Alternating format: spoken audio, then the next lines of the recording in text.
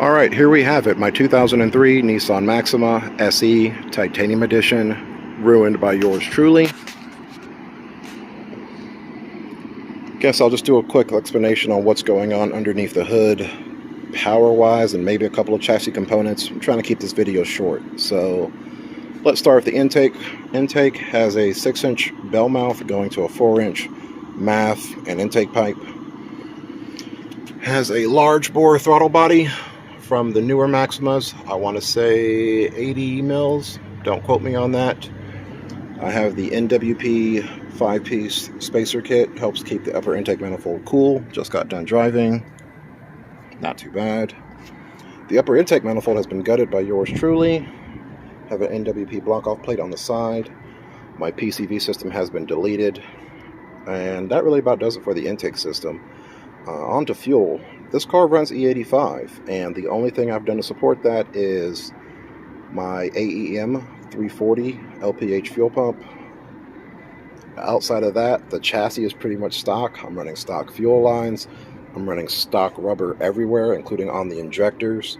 The injectors are RC 600cc injectors. Tuning was done by Admin Tuning.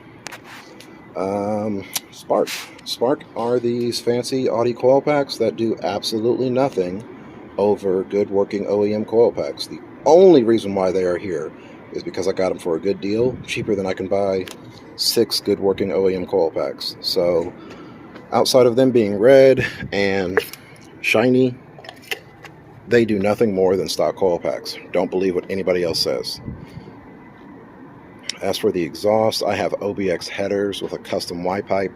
When I say custom Y-pipe, all it means is that I put the merge pretty much in the middle of the car. I do that because I believe it helps both top end and low end. That's how all rear-wheel drive cars are made, with the elongated secondary piping. Secondary piping meaning after the primary tubes here, after the three tubes from each bank merge.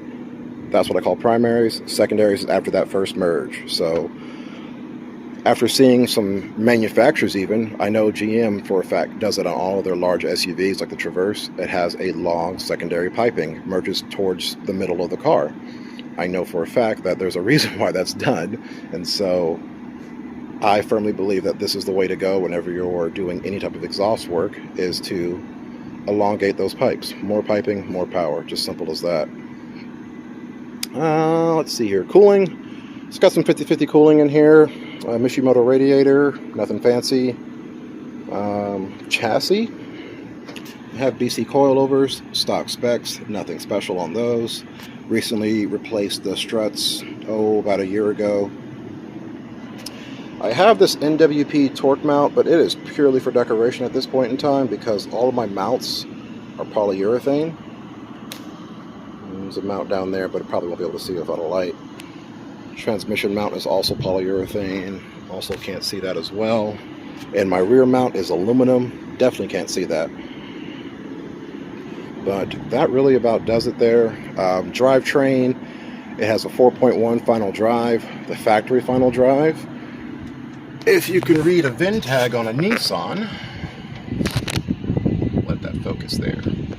It's a 3.8 final drive, that's come factory, but I put the 4.1 in from the newer Maxima just to shorten gears up, and I really don't care about fuel economy, and I hate how this car drives like a truck on the factory gearing.